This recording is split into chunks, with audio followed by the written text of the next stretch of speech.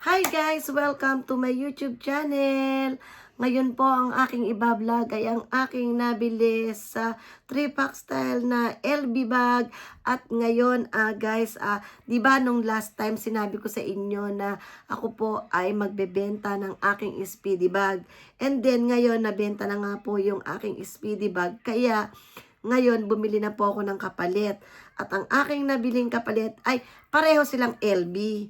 Ang problema is magkaiba silang klase ng item. Ayan nga po ang nabili kong LB bag na Epi bag na Alma BB. Ayan nga guys, bubuksan na natin at nakaka-excite guys. Ayan, ang aking Alma BB bag. Ayan guys, ang size niya po is 30. Ayan, ganyan siyang kalaki.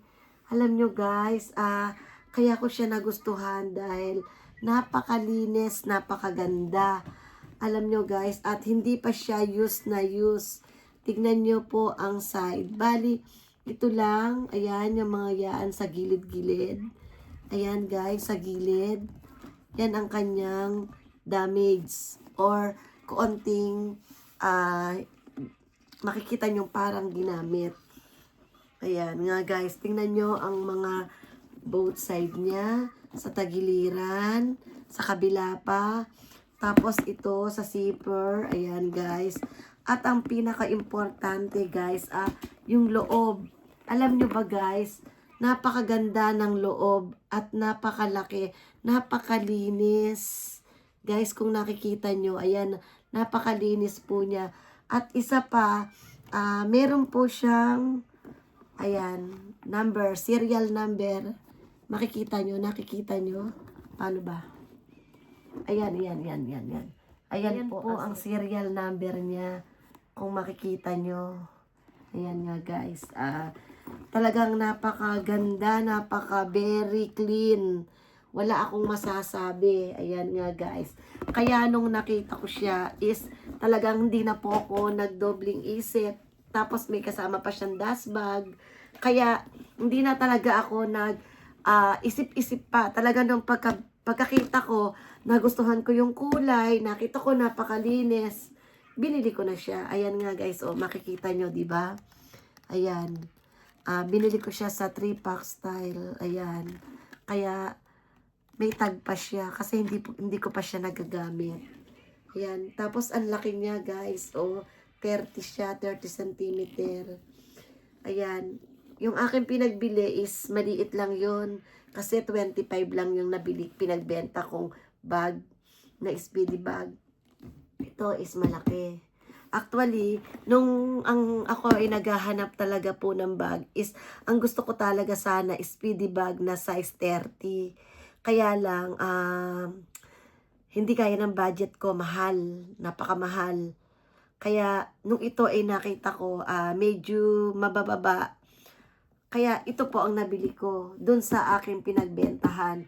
Actually, medyo mura lang kasi ang benta ko dun sa aking speedy bag dahil, syempre, matagal ko na siyang nagamit. Kaya, talagang mura na at saka na-use ko naman talaga siya. Kaya, itong bag na to is, medyo expensive siya ng kaunti doon. Kaunti. Basta expensive siya. Mas mahal siya. Ayan nga guys. Ayan. Napaka-blessing at nabili ko yung aking gustong bag. Happy ako. Yung kulay niya, yung size niya. Excuse me. Napakalinis. Ayan nga guys. Kaya, thank you. At ito ay aking nakita. Ayan. Tatapusin ko na po ang aking vlog at maraming salamat sa inyo.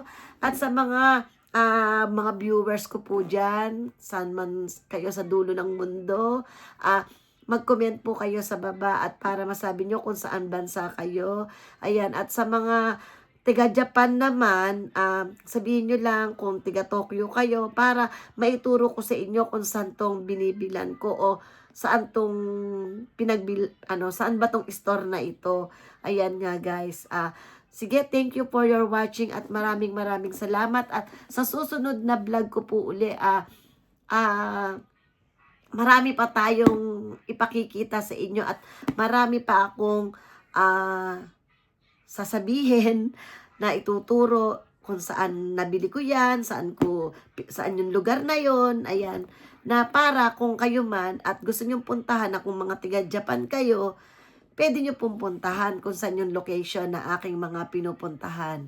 Ayan, ang aking Alma Bibi Epibag LB. Thank you for your watching.